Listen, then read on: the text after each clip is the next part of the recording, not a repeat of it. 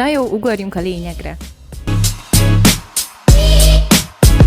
Csúcsidőn kívül XL-es sportpasszal látogatható, csúcsidőben pedig 2 XL-essel, amivel a ninja pálya is. Akkor az a lényeg, hogy teljesen hátra gurulsz, csinálsz egy ilyet.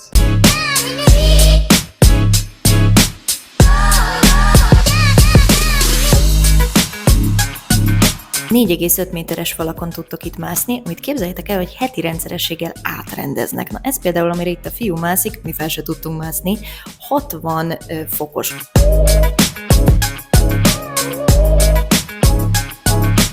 Nehézségi fokokat is egyébként színekkel jelölik. A legkönnyebb a fehér, na hát nekünk már ez is nehéz volt, utána jön a sárga, a zöld, és van még egy utolsó, ugye Idua? Igen, a kék, de azt meg sem mertük mutatni.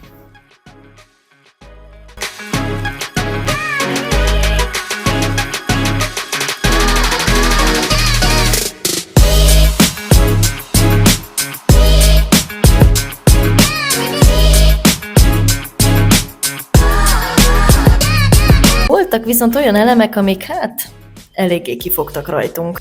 Be kell tartani magad egy kézzel. Tehát... Ja, erről nem volt szó. Ha a mászás után szeretnétek szaunázni, igénybe tudjátok venni plusz 800 forint ellenében, ja, és isteni büfé van.